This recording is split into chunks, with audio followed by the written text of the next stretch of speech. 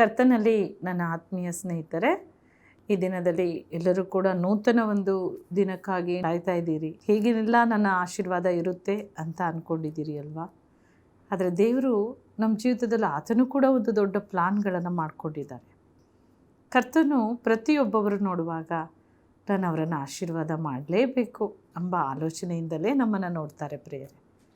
ನಾವು ಕೇಳೋಕ್ಕಿಂತ, ನಾವು ಬೇಡುವುದಕ್ಕಿಂತ ಹೆಚ್ಚಾದನ್ನು ಕೊಡೋ ದೇವರು ನಮ್ಮ ದೇವರು. ಆತನು ಪ್ರಕಟಣೆಯಲ್ಲಿ ಹೇಳ್ತಾರೆ 21ನೇ ಅಧ್ಯಾಯದಲ್ಲಿ 5ನೇ ವಾಕ್ಯ ನೋಡಿ, ಈಗೋ ನಾನು ಎಲ್ಲವನ್ನು ಹೊಸದು ಮಾಡುತ್ತೇನೆ. ಈ ವಾಕ್ಯದಲ್ಲಿ ಸಿಂಹಾಸನದ ಮೇಲೆ ಕೂತಿದ್ದವನು ನಮಗೆ ಹೇಳ್ತಾ ಇರೋದು ಯಾರು ಗೊತ್ತಾ ಪ್ರಿಯರೇ? ಪರಲೋಕದಲ್ಲಿ ಆಸನಾರೂಢನಾಗಿರುವ ಆತನು ಪರಮ ತಂದೆ ಹೇಳ್ತಾ ಇದ್ದಾರೆ, ಈಗೋ ಎಲ್ಲವನ್ನು ಹೊಸದು ಮಾಡುತ್ತೇನೆ. ಎಲ್ಲವೂ ಹೊಸದಾಗುತ್ತೆ, ಎಲ್ಲವೂ ನೂತನ ಆಗುತ್ತೆ. ಯಾರಿಗೆ ಅದು ನೂತನ ಆಗುತ್ತೆ? ಯಾರದು? ಈ ಒಂದು ಆಶೀರ್ವಾದ ಪಡೆಯೋಕ್ಕೆ ನಾವು ಹೇಗೆ ಅರ್ಹರು? ಏನು ಮಾಡಬೇಕು ಅದಕ್ಕೆ? ನನ್ನ ಸ್ನೇಹಿತರೆ, ಇವತ್ತು ನಾವು ಸಿಂಪ್ಲಿ ವೇ ಅಂತ ನಾವು ನೋಡುವಾಗ ಅದು ಪ್ರಾರ್ಥನೆ ಜೀವಿತಕ್ಕೆ ಬರಬೇಕು. ದೇವರಲ್ಲಿ ಬೇಡಿಕೊಂಡಾಗಲೇ ನಮಗೆಲ್ಲವೂ ಸಿಗುತ್ತೆ.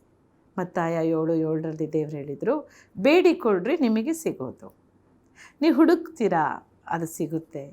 ತಟ್ಟುತ್ತೀರಾ, ನೀವು ತೆರೆಯಲ್ಪಡುತ್ತೆ. ನೀವು ಬೇಡುವಾಗ ಆಶೀರ್ವಾದದ ಬಾಗಿಲು ಕರ್ತನು ತೆರೀತಾರೆ. ಈ ವರ್ಷದಲ್ಲಿ ಒಂದು ನೂತನವಾದ ಆಶೀರ್ವಾದ ನಿಮ್ಮ ಮೇಲೆ ಬರುತ್ತೆ. ಹೇಗೆ ಇರಬೇಕು ನಮ್ಮ ಕುಟುಂಬ?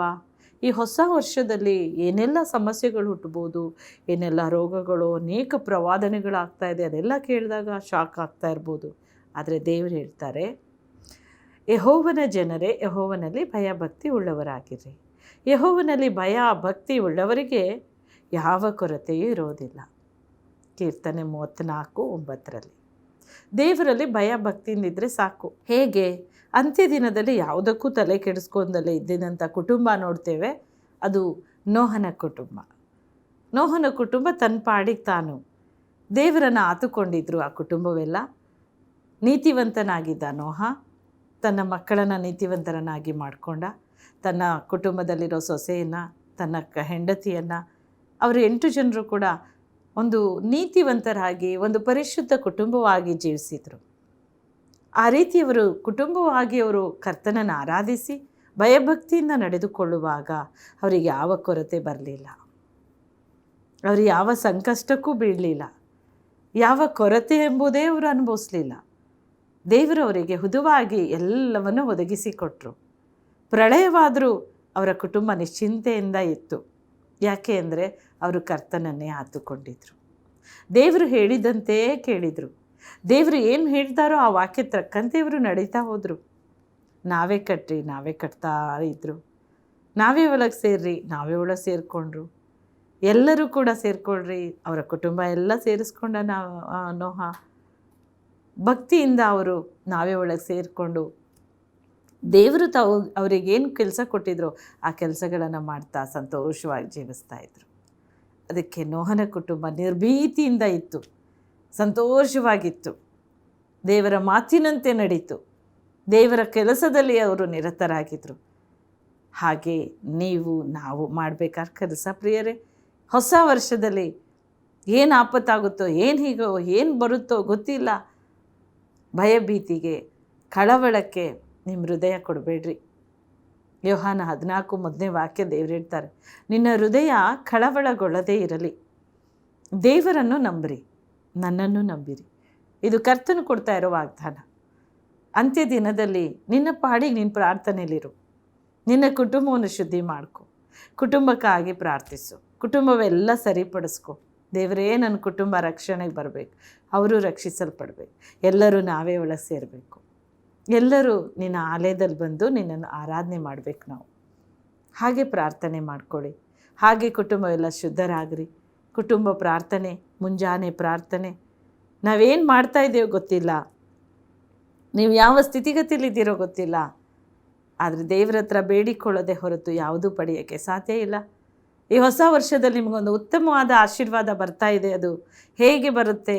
ನೋಹನಂತೆ ನೀತಿವಂತನಾಗಿ, ಕುಟುಂಬವಾಗಿ ಸಿದ್ಧವಾಗಿ, ಶುದ್ಧವಾಗಿ, ಭಕ್ತಿಯಿಂದ ಜೀವಿತ ಮಾಡೋರು ಪ್ರತಿಯೊಬ್ಬೊಬ್ಬರ ಮೇಲೆ ದೇವರ ಆಶೀರ್ವಾದ ಹೇರಳವಾಗಿ ಸುರಿಯುತ್ತೆ ಪ್ರಿಯರೇ.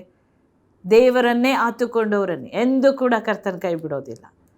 ನಿಮ್ಮನ್ನು ಅಪರಿಮಿತವಾದ ಆಶೀರ್ವಾದದಿಂದ ತುಂಬ್ತಾ ಇದ್ದಾರೆ. ಯಾರ ಮಾತು ಕೇಳಿ ಲೋಕದ ಅನ್ಯರ ಸಹವಾಸ, ಅನ್ಯರ ಸ್ವಭಾವ ದಾರಿ ತಪ್ಪಿ ಹೋಗದೆ ದೇವರ ಮಾರ್ಗವನ್ನೇ ಹಿಡಿರಿ. ಕರ್ತನ ಕ್ರಿಸ್ತನ್ ಹೇಳಿದ ಪ್ರಕಾರ ಯೋಹಾನ 14:6 ನಾನೇ ಮಾರ್ಗ, ನಾನು ಸತ್ಯ, ನಾನು ಜೀವ. ನೀವು ನನ್ನ ಮೂಲಕವಾಗಿ ಬಂದರೆ ಈ ಲೋಕದಲ್ಲಿ ನಿಮಗೆ ಆಶೀರ್ವಾದ ಮತ್ತು ತಂದೆಯ ಬಳಿ ಕರ್ಕೊಂಡು ಹೋಗ್ತೇನಂತಾರೆ. ಹಾಗಾಗಿ ಇಲ್ಲೂ ನಮಗೆ ಆಶೀರ್ವಾದ ಪೂರ್ಣವಾಗಿ ಮತ್ತು ನಿತ್ಯ ಜೀವದಲ್ಲೂ ತಂದೆ ಸೇರಿಸ್ತಾರೆ. ಆದ್ದರಿಂದ ಭಕ್ತಿಯುಳ್ಳ ಜೀವಿತದಲ್ಲಿ ತೊಡಗಿಸ್ಕೊಳ್ರಿ. ಈ ಹೊಸ ವರ್ಷದಲ್ಲಿ ಪರಲೋಕದಲ್ಲಿ ಆಸೀನಾರೂಢನಾಗಿರುವಾತನು ಕರ್ತನು ಹೇಳ್ತಾ ಇದ್ದಾರೆ, ಈಗೋ ಎಲ್ಲವನ್ನು ನಾನು ಹೊಸದು ಮಾಡ್ತೇನೆ. ನೀವು ನನ್ನ ವಾಕ್ಯಕ್ಕೆ ತಕ್ಕಂತೆ ನಡೆಯುವಾಗ, ಭಕ್ತಿಯ ಜೀವಿತದಲ್ಲಿ ಇರುವಾಗ, ನೋಹನ ಕುಟುಂಬದಂತೆ ನೀತಿವಂತರಾಗಿ ನೀವು ಜೀವಿಸ್ತಾ ಇದ್ದೀರಂದರೆ ನಾನು ನಿಮ್ಮನ್ನು ಆಶೀರ್ವದಿಸ್ತಾ ಇದ್ದೇನೆ. ಹೇಗೆ? ಎಲ್ಲವನ್ನು ಹೊಸದು ಮಾಡ್ತೇನೆ. ನಿಮ್ಮ ಹಳೆ ವಸ್ತುಗಳು ಬಿಸಾಕ್ರಿ, ಹೊಸ ವಸ್ತು ಬರುತ್ತೆ. ಹಳೆಯ ಮನೆ ಕೀಳಲ್ಪಟ್ಟು ಹೊಸ ಕಟ್ಟಲ್ಪಡುತ್ತೆ. ಪಾಳು ಬಿದ್ದಿದ್ದನ್ನು ತೆಗೆದುಹಾಕಿ ದೇವರು ಹೊಸದ ನೂತನವಾಗಿ ಉನ್ನತವಾಗಿಡ್ತಾರೆ. ಅದು ಅನುಭವ ಸೌದು ನೋಡ್ತೀರಾ. ಯಾರು ದೇವರಲ್ಲಿ ಭಕ್ತಿವಂತರಾಗಿರ್ತೀರೋ ಅವರಿಗಿದು ಹೊಸದಾದ ಗಿಫ್ಟ್ ಬರ್ತಾ ಇದೆ ದೇವರಿಂದ. ಹೊಸ ವರ್ಷದಲ್ಲಿ ಕರ್ತನ್ ಮಾಡ್ತಿರೋ ಕಾರ್ಯ, ದೇವರನ್ನೇ ಆತುಕೊಂಡವರು ಬಹಳಷ್ಟು ಆಶೀರ್ವಾದವನ್ನು ಹೊಂದಿಕೊಳ್ತೀರಾ, ಅದ್ಭುತವನ್ನು ಹೊಂದಿಕೊಳ್ತೀರಾ. ನಿಶ್ಚಿಂತೆಯಾಗಿಯೂ ನಿರ್ಭೀತಿಯಿಂದ ನೀವು ನಡೀತೀರಾ. ಯಾಕಂದರೆ ಆತನೇ ನಮ್ಮ ಬಲ, ಆತನೇ ನಮ್ಮ ರಕ್ಷಕನಾಗಿ, ಆತನೇ ನಮ್ಮನ್ನು ನಡೆಸುವವರಾಗಿರ್ತಾರೆ. ಕೀರ್ತನೆ 91 ಮೊದಲನೇ ವಾಕ್ಯದಂತೆ ನನ್ನ ಮಕ್ಕಳು ಪರಾತ್ಪರನ ಮೊರೆ ಹೊಕ್ಕಿರೋರು, ನನ್ನ ಮೊರೆ ಹೊಕ್ಕಿರೋರು. ಆದ್ದರಿಂದ ಪರಾತ್ಪರನ ಮೊರೆ ಹೊಕ್ಕಿರೋನನ್ನು ಸರ್ವಶಕ್ತನ ಆಶ್ರಯದಲ್ಲಿ ಅವನು ಸುರಕ್ಷಿತನಾಗಿರ್ತಾನೆ. ನೀವು ಸುರಕ್ಷಿತವಾಗಿರ್ತೀರ. ಉಪದ್ರವ ನಿನ್ನ ಗುಡಾರದ ಬಳಿಗೆ ಬರದಂತೆ ದೇವರು ಕಾಪಾಡ್ತಾರೆ. ನೀವು ದೇವರನ್ನೇ ಆತುಕೊಂಡಿದ್ದೀರೋ, ಪರಾತ್ಪರನ್ನು ನಿವಾಸ ಸ್ಥಾನ ಮಾಡಿಕೊಂಡಿದ್ದೀಯಲ್ಲ, ಯಾವ ಕೇಡು ನಿನಗೆ ಸಂಭವಿಸದು, ಯಾವ ಕೇಡು ಬರೋಕ್ಕೆ ಕರ್ತನ ಬಿಡೋದಿಲ್ಲ. ಈ ಹೊಸ ವರ್ಷದಲ್ಲಿ ಇಂಥ ಒಂದು ಆಶೀರ್ವಾದ ಸಂಪೂರ್ಣವಾಗಿ ನಿಮ್ಮ ಕುಟುಂಬಕ್ಕೆ ಬರ್ತಾ ಇದೆ. ನಿಮ್ಮ ಜೀವಿತದಲ್ಲಿ ಅದು ಅನುಭವ ಸವಿದು ನೋಡ್ತೀರಾ. ಎಲ್ಲವನ್ನ ದೇವರು ಹೊಸದು ಮಾಡ್ತಾ ಇದ್ದಾರೆ. ಎಲ್ಲದೂ ಹೊಸದು, ಹಳೇದು ಯಾವುದೂ ಇರಲ್ಲ ನಿಮ್ಮ ಹತ್ರ. ದೇವರನ್ನು ಆತುಕೊಂಡವರಿಗೆ, ಭಕ್ತಿಯಿಂದಿರೋರಿಗೆ ಹಳೇದು ಯಾವುದೂ ಇರಲ್ಲ, ಎಲ್ಲ ಹೊಸದು ಕೊಡ್ತಾರೆ ದೇವರು. ನೀವು ಹೇಳ್ಬೋದು, ಇಂಥ ಸ್ಥಿತಿಗತಿಯಲ್ಲಿದ್ದೆ, ಈ ದಿನ ದೇವರು ಎಲ್ಲ ಮಾರ್ಪಡಿಸಿದ್ದಾರೆ. ಎಂಥ ಒಂದು ನೂತನವಾದ ಜೀವಿತ, ಎಂಥ ಒಂದು ಆಶೀರ್ವಾದ, ನಾನು ಬರುತ್ತೆ ಅಂದ್ಕೊಂಡೇ ಇರಲಿಲ್ಲ. ಹಾಗೆ ನೀವು ಅಂತೀರಿ, ಕುಣಿದಾಡ್ತೀರಿ. ಸಂತೋಷದಿಂದ ಕುಣಿದಾಡೋ ಸಮಯ. ದೇವರನ್ನು ಆತುಕೊಂಡವರು, ಭಕ್ತಿಯಿಂದ ಇರುವಂಥವರಿಗೆ ದೇವರು ಕೊಡ್ತಾ ಇರೋ ಬಹುಮಾನ ಈ ವರ್ಷ 2026ರಲ್ಲಿ ಕರ್ತನ ಆತ್ಮನು ಕೊಡ್ತಾ ಇರೋ ಪ್ರವಾದನೆ ಮಾತು. ಪ್ರಿಯರೇ, ತಂದೆಯನ್ನು ಆತುಕೊಳ್ರಿ, ಪರಾತ್ಪರ ನಿವಾಸ ಸ್ಥಾನ ಮಾಡಿಕೊ.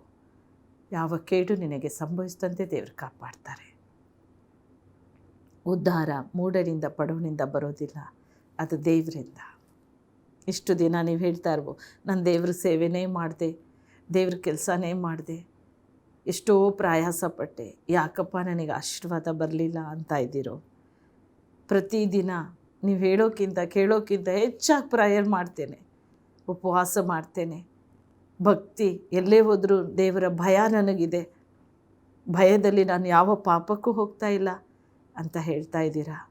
ನನಗೆ ಯಾಕೆ ದೇವ್ರ ಮೇಲಕ್ಕೆತ್ತಿಲ್ಲ, ಯಾಕೆ ನನಗೆ ಆಶೀರ್ವಾದ ಮಾಡಿಲ್ಲ, ಅದು ಯಾವ ದಿನಪ್ಪ ಅಂತ ಕೇಳ್ತಾ ಇದ್ದೀರೋ. 2026ರಲ್ಲಿ ಬರ್ತಾ ಇದೆ. ಅಂಥ ಮಕ್ಕಳು ಒಬ್ಬೊಬ್ಬರನ್ನು ಕರ್ತನ ಆತ್ಮನು ಆಶೀರ್ವಾದದಿಂದ ತುಂಬ್ತಾ ಇದ್ದಾರೆ. ನೀವಿಷ್ಟು ದಿನ ನೋವು ಪಟ್ಟಿದ್ದು ಸಾಕು, ದುಃಖ ಪಟ್ಟಿದ್ದು ಸಾಕು, ವೇದನೆ ಪಟ್ಟು ಸೇವೆ ಮಾಡಿದ್ದೀರಿ, ಕರ್ತನ ದಾಸದಾಸಿಯರಾಗಿದ್ದೀರಿ, ಕಣ್ಣೀರಿನಲ್ಲಿ ಹೋಗಿದ್ದೀರಿ. ಅನೇಕ ವೇದನೆ ನಿಮ್ಮನ್ನು ಕೊಟ್ಟಿರ್ಬೋದು, ಅನೇಕ ಪೀಡನೆಗಳು, ವೈರಿಗಳಿಂದ ನೀವು ಆ ಪೀಡನೆಯನ್ನು ಹೊಂದಿಕೊಂಡು ಪರಿತಾಪದಿಂದ ಸೇವೆ ಮಾಡಿದ್ದೀರಿ, ಇಕ್ಕಟ್ಟಿನಲ್ಲಿ ಸೇವೆ ಮಾಡಿದ್ದೀರಿ. ಆದರೆ ಯೇಸಪ್ಪನಿಂದ ಬಹುಮಾನ ಬರ್ತಾ ಇದೆ. ದೇವರು ತನ್ನ ಭಕ್ತರ ಕೈಯಲ್ಲಿ ಆತನ ಅಧಿಕಾರವನ್ನು ಕೊಡ್ತಾ ಇದ್ದಾರೆ. ಭಕ್ತ ಜನಾಂಗಕ್ಕೆ ಅಧಿಕಾರ ಲಭಿಸುತ್ತದೆ ಎಂಬುದಾಗಿ ಕರ್ತನು ಹೇಳಿದಂತೆ ದೇವರು ನಮಗೆ ಕೊಡ್ತಾ ಇದ್ದಾರೆ. ಪ್ರಿಯರೇ, ಆತನು 2026ನೇ ಆ ವರ್ಷದಲ್ಲಿ ನೂತನವಾದ ಒಂದು ಕೃಪೆ, ಒಂದು ವೃಷ್ಟಿ, ಆಶೀರ್ವಾದದ ವೃಷ್ಟಿ ದೇವರ ಭಕ್ತ ಜನಾಂಗದ ಮೇಲೆ ಸುರಿಸಲ್ಪಡ್ತಾ ಇದೆ. ನೀವು ಅದನ್ನು ಸವಿತೀರಾ, ಅದು ಅನುಭವ ಸವಿತೀರಾ. ದೇವರು ಹೇಳ್ತಾರೆ ಈ ವಾಕ್ಯದಲ್ಲಿ, ಯೋಹಾನ 16:20, ನಿಮ್ಮ ದುಃಖ ಹೋಗಿ ಆನಂದ ಬರುತ್ತೆ, ಆನಂದವನ್ನು ಬರಮಾಡ್ತೇನೆ. ನೀವು ಕಣ್ಣೀರಿನಲ್ಲೇ ಸೇವೆ ಮಾಡಿರ್ಬೋದು, ಕಣ್ಣೀರಿನಲ್ಲೇ, ದುಃಖದಲ್ಲೇ, ವೇದನೆಯಲ್ಲೇ, ಅನೇಕ ಜನರ ಪೀಡನೆಯಲ್ಲೇ, ಕರ್ತನೇ ಯಾವುದಪ್ಪ ಮಾಡಲಿ, ಇಂಥ ಇಕ್ಕಟ್ಟಿನ ಮಧ್ಯದಲ್ಲಿ ನನ್ನನ್ನಿಟ್ಟು ನನ್ನ ನಡೆಸ್ತಾ ಇದ್ದೀರಲ್ಲ ಸ್ವಾಮಿ ಅಂತ ಕೂಗಿರ್ಬೋದು. ಆದರೆ ದೇವರು ಹೇಳ್ತಾ ಇದ್ದಾರೆ, ಪರಿಶುದ್ಧಾತ್ಮ ದೇವರು ಈ ಒಂದು 26ನೇ ಒಂದು ವರ್ಷದಲ್ಲಿ ಒಂದು ನೂತನವಾದ ಆಶೀರ್ವಾದ, ಒಂದು ಅಪರಿಮಿತವಾದ ಆಶೀರ್ವಾದ ನಿಮ್ಮ ಮೇಲೆ ಸುರಿಯೋದನ್ನು ಗ್ರಹಿಸ್ತೀರ. ಅದು ಭಕ್ತಿಯಿಂದ ಇರ್ರಿ, ಭಯಭಕ್ತಿಯಿಂದ ಇನ್ನೂ ಹೆಚ್ಚಾಗಿ. ಶುದ್ಧನು ಮತ್ತಷ್ಟು ಶುದ್ಧನಾಗ್ತಾನೆ, ಮತ್ತಷ್ಟು ಶುದ್ಧರಾಗ್ರಿ. ದೇವರ ದೃಷ್ಟಿಯಲ್ಲಿ ಸರಿ ಬೀಳೋದನ್ನೇ ಮಾಡಿರಿ. ದೇವರಿಂದ ಎಷ್ಟು ವರ್ಷ ಆಯಿತು ಕಾದಿದ್ದೇನೆ, ಯಾವ ಆಶೀರ್ವಾದ ಬರಲಿಲ್ಲ ಅಂತ ದೂರ ಆಗಬೇಡ್ರಿ. ಇಷ್ಟೆಲ್ಲ ನಾನು ಪ್ರಾರ್ಥನೆ ಮಾಡೋದು ವ್ಯರ್ಥವಾಗಿ ಹೋಗ್ತಾ ಇದೆ ಅಂದ್ಕೋಬೇಡಿ. ಅದಕ್ಕೆ ಸಮಯ ಬಂದಿದೆ. 2026ರಲ್ಲಿ ಕರ್ತನು ನಿನ್ನನ್ನು ಹೇರಳವಾಗಿ ಆಶೀರ್ವಾದ ಮಾಡೋ ಸಮಯ, ನೂತನ ಪಡಿಸೋ ಸಮಯ. ಅಪರಿಮಿತವಾದ ಆಶೀರ್ವಾದ ನಿಮ್ಮ ಮೇಲೆ ಬರುತ್ತೆ. ನಿಮ್ಮ ದುಃಖ ಎಲ್ಲ ಹೋಗಿ ಆನಂದವನ್ನು ಕರ್ತನು ಬರಮಾಡ್ತಾ ಇದ್ದಾರೆ. ಎಲ್ಲವನ್ನು ನಾನು ಹೊಸದು ಮಾಡ್ತೇನೆ ಅಂತ. ನಿಮ್ಮ ಕುಟುಂಬದಲ್ಲಿ ಸಂಕಷ್ಟದಲ್ಲಿದ್ದೀರಾ, ವ್ಯಾಧಿಗ್ರಸ್ತಂದ ನೋವನ್ನು ಅನುಭವಿಸ್ತಾ ಇದ್ದೀರಿ. ಕುಟುಂಬದಲ್ಲಿ ಒಬ್ಬರನ್ನೊಬ್ಬರು ಕಂಡ್ರೆ ಆಗದೆ ಜಗಳ ಕಿತ್ತಾಟದಿಂದ ಪ್ರಾರ್ಥನೆ ಜೀವಿತವೂ ಕೂಡ ನಶಿಸಿ ಹೋಗ್ತಾ ಇದೆಯಾ? ಇವತ್ತು ಪವಿತ್ರ ಆತ್ಮನೇ ಹೇಳ್ತಾ ಇದ್ದಾರೆ, ನಿಮ್ಮನ್ನು ಕಟ್ಟಿ ಎಬ್ಬರಿಸ್ತಾರೆ. ನಾನೊಬ್ಬನೇ ನಂಬಿರೋದು, ನಾನೊಬ್ಬಳೇ ನನ್ನ ಮಕ್ಕಳಿಗಾಗಿ ಪ್ರಾರ್ಥನೆ ಮಾಡಿ ಸಾಕಾಗಿದೆ ಅಂತ ಹೇಳ್ತಾ ಇರೋ ತಾಯಂದಿರಿಗೆ, ಅಂಥ ತಂದೆ ತಾಯಿಗೆ, ಇಂಥ ಮಕ್ಕಳಿಗಾಗಿ ಕರ್ತನೆ ಹೇಳ್ತಾ ಇದ್ದಾರೆ, ಇದು ಸಮಯ, ಇದು ದೇವರ ಸಮಯ, ಅದು ನಿನ್ನ ಸಮಯ. ನೋಹನ ಒಬ್ಬನ ನೀತಿವಂತಿಕೆ ನೋಡಿ ಅವನ ಕುಟುಂಬವನ್ನೇ ನಾವೇ ಸೇರಿಸಿದ್ರು ದೇವರು. ಹಾಗೆ ನಿನ್ನ ನೀತಿವಂತಿಕೆ, ನಿನ್ನ ನಂಬಿಕಸ್ತಿಕೆ, ನಿನ್ನ ಒಬ್ಬನ ಪ್ರಾರ್ಥನೆ, ನಿನ್ನ ಒಬ್ಬಳ ಪ್ರಾರ್ಥನೆ ಇವತ್ತು ನಿನ್ನ ಕುಟುಂಬ ನಿನ್ನ ಹಿಂದೆ ಸಂಪೂರ್ಣವಾಗಿ ಬಂದು ಆಲೆಗೆ ಸೇರುತ್ತೆ, ರಕ್ಷಣೆಗೆ ಬರುತ್ತೆ, ರಕ್ಷಿಸಲ್ಪಡ್ತಾ ಇದೆ. ದೇವರು ಹೇಳ್ತಾರೆ, ಬಹಳ ಒಳ್ಳೆಯವರು ನಮ್ಮ ಪರಮ ತಂದೆ. ದೇವರು ತುಂಬ ಒಳ್ಳೆಯ ಕಾರ್ಯಗಳನ್ನು ನಿಮ್ಮ ಜೀವಿತದಲ್ಲಿ ಮಾಡೋಕ್ಕೆ ಅಪೇಕ್ಷೆ ಪಡ್ತಾ ಇದ್ದಾರೆ. ಎಲ್ಲವನ್ನು ಹೊಸದು ಮಾಡ್ತೇನೆ ಅಂತಾರೆ. ಹೊಸದಾಗುತ್ತೆ, ನಿರೀಕ್ಷೆಯಿಂದಿರ್ರಿ. ಈ ವರ್ಷ ಅತಿ ಶೀಘ್ರವಾಗಿ ದೇವರಲ್ಲಿ ಭಕ್ತಿಯುಳ್ಳಂಥ ಕುಟುಂಬದಲ್ಲಿ ಆಶೀರ್ವಾದ ಇಳಿತಾ ಇದೆ. ಆ ಆಶೀರ್ವಾದ ಪೂರ್ಣವಾಗಿ ನಾವು ಹೊಂದಿಕೊಳ್ಳೋಣ ಪ್ರಿಯರೇ. ಯೆಶಾಯನ ಪ್ರವಾದನೆ ಗ್ರಂಥವನ್ನು ತೆಗೆಯೋಣ. ದೇವರು ಹೇಳ್ತಾರೆ, ನನ್ನ ಪ್ರಿಯರೇ, 62ನೇ ಅಧ್ಯಾಯದಲ್ಲಿ 2ನೇ ವಾಕ್ಯ, ಜನಾಂಗ ನಿನ್ನ ಧರ್ಮವನ್ನು, ಸಕಲ ರಾಜರು ನಿನ್ನ ವೈಭವವನ್ನು ನೋಡುವರು. ಯೆಹೋವನ ಬಾಯಿ ನೇಮಿಸಿದ ಹೊಸ ಹೆಸರು ನಿನಗೆ ದೊರೆಯುವುದು. ನೀನು ಯೆಹೋವನ ಕೈಯಲ್ಲಿ ಸುಂದರ ಕಿರೀಟವಾಗಿಯೂ ನಿನ್ನ ದೇವರ ಹಸ್ತದಲ್ಲಿ ರಾಜ ಶಿರೋವೇಷ್ಟನವಾಗಿ ಇರುವೆ. ಯೆಶಾಯ 62:2-3ನೇ ವಾಕ್ಯದಲ್ಲಿ ಕರ್ತನು ಮಾತನಾಡಿದಂತೆ ಈ ವರ್ಷ ನಿಮ್ಮನ್ನು ಆಶೀರ್ವಾದ ಮಾಡ್ತಾ ಇದ್ದಾರೆ. ಹೇಗಿರ್ತೇನೆ ನಾನು ಅಂತ ಅಂತಿದ್ದೀರಾ? ದೇವರ ಕೈಯಲ್ಲಿರೋ ರಾಜ ವಿರೋಷ್ಟನವಾಗಿಯೂ ಕೂಡ ದೇವರ ಕೈಯಲ್ಲಿರುವ ಸುಂದರವಾದ ಕಿರೀಟದಂತೆ ಶೋಭಿಸ್ತೀರಾ, ಎದ್ದು ಕಾಣ್ತೀರಾ. ಅನೇಕರು ಜನಾಂಗಗಳು ನಿನ್ನ ಧರ್ಮವನ್ನು, ಸಕಲ ರಾಜರು ನಿನ್ನ ವೈಭವವನ್ನು ನೋಡ್ತಾರೆ. ಈ ಕರ್ತನಲ್ಲಿ ಭಯಭಕ್ತಿಯಿಂದ ಇದ್ದಂಥವರು, ಇವರು ದೇವರ ನಂಬಿದಂಥ ಏನೂ ಅಲ್ಲದ ಒಂದು ಕುಟುಂಬ, ಏನಿವತ್ತು ಇಷ್ಟೆಲ್ಲ ಆಶೀರ್ವಾದ ಇವರಿಗೆ. ಇಷ್ಟು ದಿನ ಈ ಲೋಕದ ರಾಜಕೀಯದವರು, ಅನೇಕ ಅಧಿಕಾರಿಗಳು, ಅವರೆಲ್ಲರೂ ಕೂಡ ನಿಮ್ಮನ್ನು ನೋಡ್ತಾ ಇದ್ದಾರೆ. ಆದರೆ ನಿನ್ನ ವೈಭವ ಅವರ ಮುಂದೆ, ಅವರೆಲ್ಲರಕ್ಕಿಂತ ಐಶ್ವರ್ಯ ನಿನ್ನ ಮೇಲೆ ಕರ್ತನು ಸುರಿಸ್ತಾ ಇದ್ದಾರೆ. ದೇವರು ನಿನಗೆ ಹೊಸ ಹೆಸರನ್ನು ಕೊಡ್ತಾ ಇದ್ದಾರೆ. ನಿಮಗೆ ಅದು ದೇವರು ಹೇಳಿದ ವಾಕ್ಯದಂತೆ ಯೆಹೋವನ ಬಾಯಿ ನೇಮಿಸಿದ ಹೊಸ ಹೆಸರು ನಿನಗೆ ದೊರೆಯುವುದು. ಒಂದು ನೂತನ ಹೆಸರು ನಿನಗಾಗುತ್ತೆ. ನಿನ್ನ ಹೆಸರು ಪ್ರಖ್ಯಾತಿಯಾಗುತ್ತೆ. ಎಲ್ಲ ಆಶೀರ್ವಾದ ಪೂರ್ಣವಾಗಿ ಹೊಂದಿಕೊಂಡ ಮೇಲೆ ಅಬ್ರಹಾಮನಿಗೆ ಹೊಸ ಹೆಸರು ಬಂತು. ಅವನಿಗೆ ಮಕ್ಕಳಿಲ್ಲದು ಮಕ್ಕಳು ಪಡೆದ, ಆಸ್ತಿ ಪಾಸ್ತಿಗಳು ಬಂತು, ಎಲ್ಲ ಅಧಿಕಾರ, ಒಂದು ದೊಡ್ಡ ಸ್ಥಿತಿಗೆ ಬಂತು. ಅಬ್ರಹಾಮನಿಗೆ ದೇವರು ಹೇಳಿದ ಎಲ್ಲ ಆಶೀರ್ವಾದ ಪೂರ್ಣವಾದಾಗ ಅಬ್ರಹಾಮ ಗೌರವದ ಹೆಸರು ಬಂತು ಅವನಿಗೆ. ಎಲ್ಲರೂ ನೋಡಿ ಗೌರವಿಸ್ತಾ ಇದ್ರು. ಹಾಗೆ ಎಂದು ದೇವರನ್ನೇ ನಂಬಿಕೊಂಡು ಆತನ ಹಿಂದೆ ಹಿಂಬಾಲಿಸುವಂಥ ನಿಮ್ಮ ಪ್ರತಿಯೊಬ್ಬೊಬ್ಬರನ್ನು ಕರ್ತನು ಮಾತಾಡ್ತಿದ್ದಾರೆ ಪ್ರಿಯರೇ. ಪರಿಶುದ್ಧ ಆತ್ಮ ದೇವರು ಈ ವರ್ಷದಲ್ಲಿ ಒಂದು ನೂತನ ಆಶೀರ್ವಾದ ನಿಮ್ಗೆ ಕೊಡ್ತಾ ಇದ್ದಾರೆ. ನಿಮ್ಮ ಹೆಸರು ಪ್ರಖ್ಯಾತಿಗಾಗ್ತದೆ. ನಿಮ್ಮ ಹೆಸರು ದೇವರನ್ನೇ ಹತ್ತುಕೊಂಡು ಹೋದ ನಿಮ್ಮನ್ನು ದೇವರು ಉನ್ನತವಾಗಿಡ್ತಾ ಇದ್ದಾರೆ. ರಾಜರು ನಿಮ್ಮ ವೈಭವವನ್ನು ನೋಡ್ತಾರೆ. ಅನೇಕ ಜನಾಂಗಗಳು ನಿಮ್ಮ ಐಶ್ವರ್ಯವನ್ನು ನೋಡ್ತಾರೆ. ಇವರಿಗೆ ಎಲ್ಲಿಂದ ಬಂದಿದೆ ಇಂಥ ಒಂದು ದೊಡ್ಡ ಆಶೀರ್ವಾದ? ನಿಮ್ಮನ್ನು ನೋಡಿ ಭಯಭೀತಿಯಿಂದ ಇರ್ತಾರೆ, ನಡಗುವಂತೆ ಕರ್ತನು ಮಾಡ್ತಾರೆ. ಎಲ್ಲಿ ವೈರಿಯೋ ಅದೇ ವೈರಿಗಳ ಮುಂದೆ ನಿನ್ನನ್ನು ಎತ್ತರವಾಗಿ ನಿಲ್ಲಿಸ್ತಾರೆ.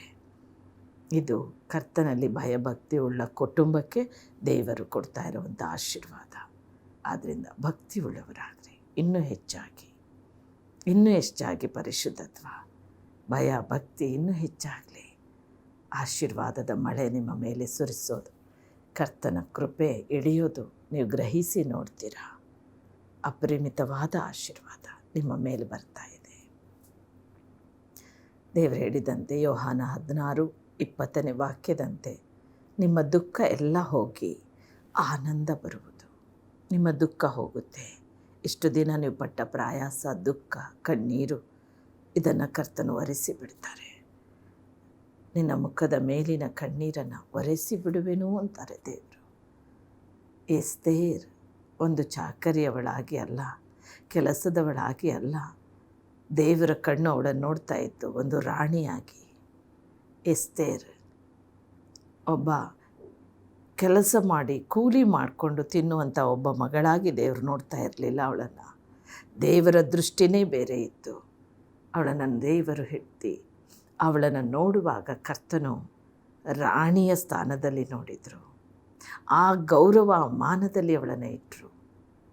ಎಸ್ತೇರ್ ಆ ಟೈಮ್ ಬಂದಾಗ ನಾವು ನೋಡ್ತೇವೆ ಎಸ್ತೇರ್ ರಾಣಿ ಆದಳು. ಆ ಸಮಯ ಇವತ್ತು ನಿಮಗೆ ಬರ್ತಾ ಇದೆ. ಇಷ್ಟು ದಿನ ದೇವರ ಸೇವೆ ಭಾಳ ಕಷ್ಟಪಟ್ಟು ಮಾಡಿರ್ಬೋದು ನೀವು. ಕಣ್ಣೀರಿಂದ, ದುಃಖದಿಂದ, ಅಪಹಾಸ್ಯಗಳ ಮಧ್ಯದಲ್ಲಿ, ಅನೇಕ ಜನರ ಪೀಡನೆಯ ಮಧ್ಯದಲ್ಲಿ, ವೈರಿಗಳ ಮಧ್ಯದಲ್ಲೂ, ಸಂಕಷ್ಟದ ಮಧ್ಯದಲ್ಲೂ, ಎಲ್ಲರಿಂದ ನಿಂದನೆ ಅಪಮಾನಗಳನ್ನು ಹೊಂದಿಕೊಂಡೇ ಸೇವೆ ಮಾಡ್ತಾ ಹೋಗ್ತಾ ಇರ್ಬೋದು. ಆದರೂ ಕರ್ತನನ್ನು ಬಿಡದೆ ಹಿಡಿದುಕೊಂಡು ನಂಬಿಕಸ್ಥರಾಗಿ ನೀವು ಹೋಗ್ತಾ ಇದ್ದೀರೋ, ಕುಟುಂಬವಾಗಿ ಕರ್ತನ ಭಕ್ತಿಯಿಂದ ನಡೆದುಕೊಳ್ತಾ ಇದ್ದೀರೋ, ಕರ್ತನ ಹೇಳ್ತಾ ಇದ್ದಾರೆ, ನಾನು ನಿನ್ನನ್ನು ರಾಜನಾಗಿ ರಾಣಿಯಾಗಿ ಮೇಲಕ್ಕೆತ್ತಿ ಇಡ್ತಾ ಇದ್ದೇನೆ. ಆ ಸ್ಥಾನ, ಆ ಗೌರವ, ಆ ಮಾನ ಈ ಒಂದು ಬರೋ ವರ್ಷದಲ್ಲಿಯೋ 2026ನೇ ವರ್ಷದಲ್ಲಿ ಕರ್ತನು ಅದನ್ನು ಶೀಘ್ರವಾಗಿ ನಮಗೆ ಎತ್ತಿಕೊಡ್ತಾ ಇದ್ದಾರೆ. ಅದು ನಿನಗೆ ಉಂಟಾಗ್ತಾ ಇದೆ.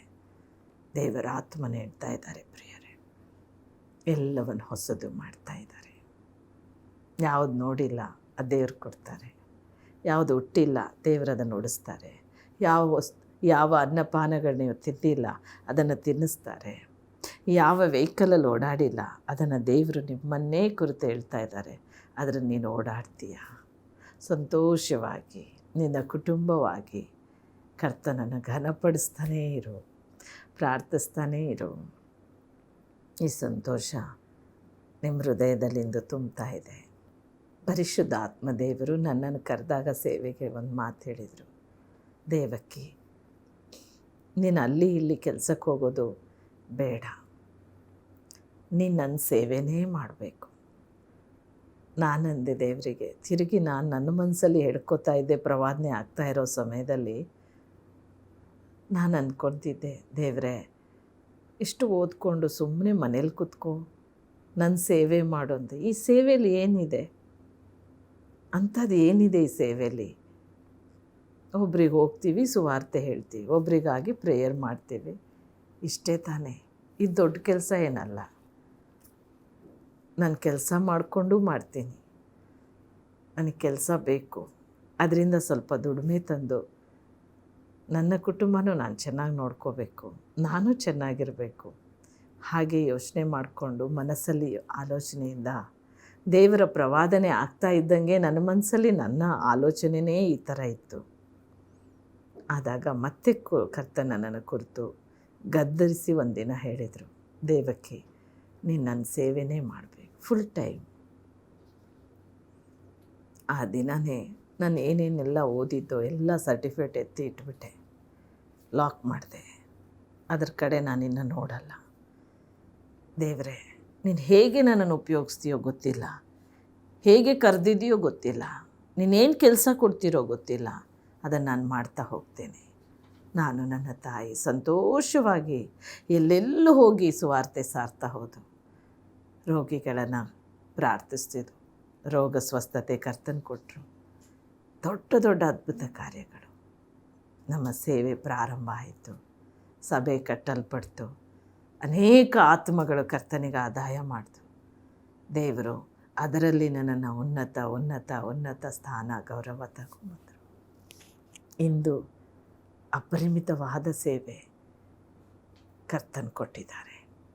ಅದೇ ಆಶೀರ್ವಾದ ಅನುಗ್ರಹಿಸ್ತಾ ಇದ್ದಾರೆ.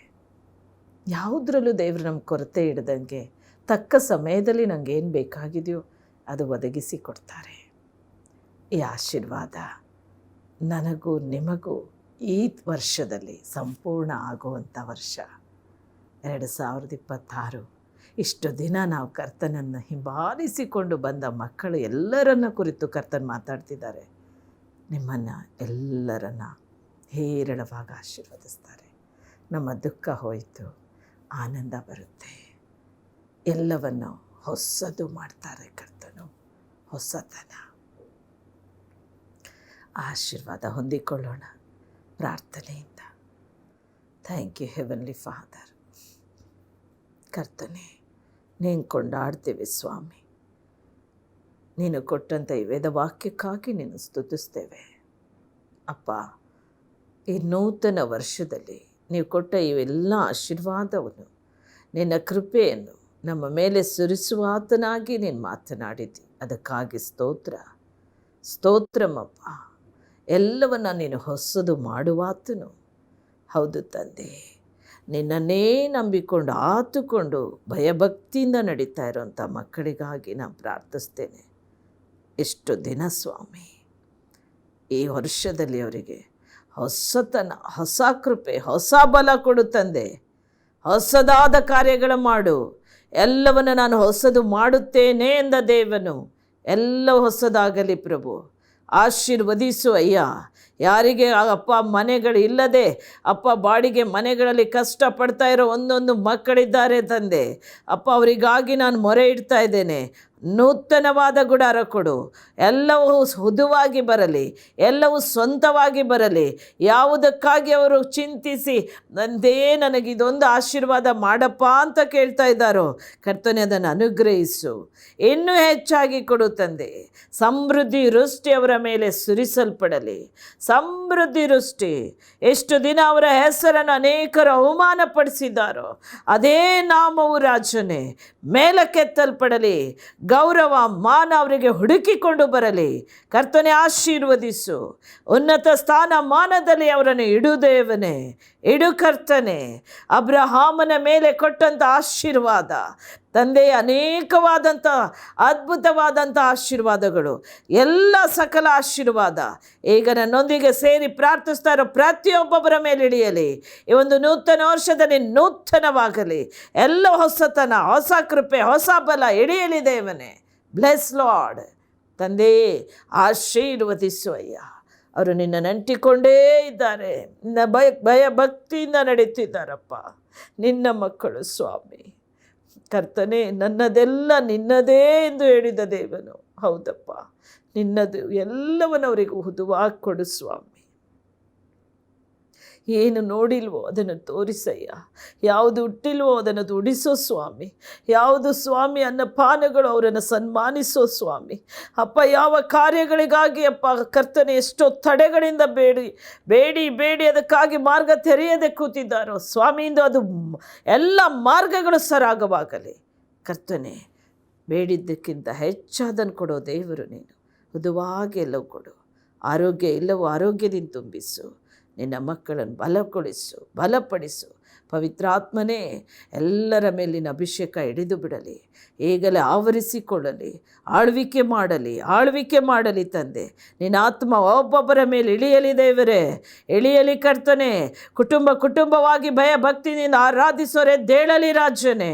You bless lord Jesus name. ಯೇಸುವಿನ ನಾಮದಲ್ಲಿ ಚಿಕ್ಕ ಮಕ್ಕಳನ್ನು ಆಶೀರ್ವದಿಸು.